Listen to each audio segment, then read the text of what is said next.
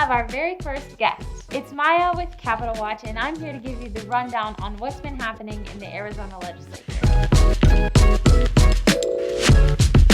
We're super excited to bring on one of the most incredible activists in Arizona today. Murphy Bannerman is the communications manager for Planned Parenthood and is also a former organizer of the Women's March here in Phoenix. Murphy is here to talk to us about one of the worst bills this session, SB 1457, and what it means for reproductive freedom and justice in Arizona. So thank you again, Murphy, for being here with us today. If you want to take a second to talk about your role at Planned Parenthood and kind of the steps that have led you to where you are today.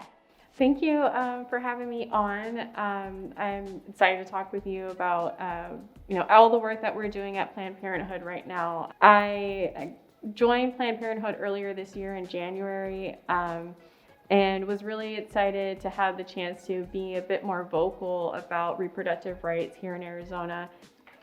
So do you want to talk a little bit about the attacks that we're seeing right now in Arizona and what it looks like in the craziness that is the Capitol right now? Yeah, so this legislative session has been really intense in a number of areas, as you know, but especially for reproductive rights. When we started the session, there was about 12 bills that were introduced that were all different ways to further limit abortion care in Arizona. One that grabbed the headlines was Walter Blackman's bill. That would have, thrown women in jail, thrown their doctors in jail for having an abortion, potentially giving them life sentences for having an abortion. Luckily, that bill was stopped because it was so extreme. But now at this point in the session, we're about 3 months in, and we're down to 1457, which is still a terrible bill that has basically is an omnibus of anti-abortion. It would limit abortion access if you are seeking an abortion due to any fetal anomalies that occur. It also would allow the father or the grandparents of the fetus to sue the doctor as another recourse to prohibit an abortion. It would also put doctors in jail if they do go through with an abortion due to that particular reason. And then it also is trying to state that a fetus has all of the rights that a person does as well. Just further going off of that, what does this bill mean for people in Arizona and even throughout the entire country? Yeah, one in Arizona, it would mean that we're putting people's lives at risk.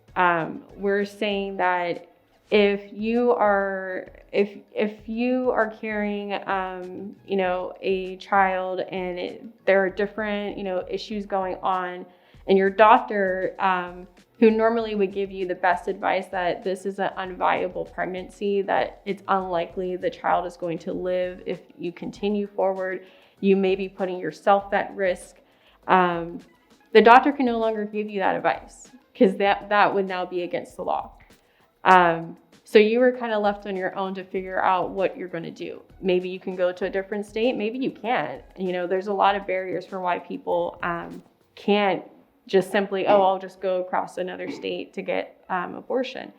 So it's very harmful and it's dangerous to people and their lives. It's another reason why the legislature should not be getting involved in these matters. They're complicated. There are so many aspects that go into making that kind of decision.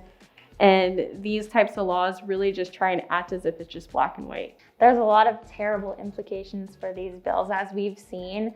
What can people do if they wanted to take action against these bills in the state right now, from Planned Parenthood or from just, without the organization? Yeah, right now, so 1457, we're at the final stage with this bill. It can go to basically a final vote any day now. So right now, it's important that you are getting in contact with your state legislator, especially your House representatives, that you are, urging them to vote no on this bill. But also, if you, are comfortable sharing your story, it's so important for people to hear that as well.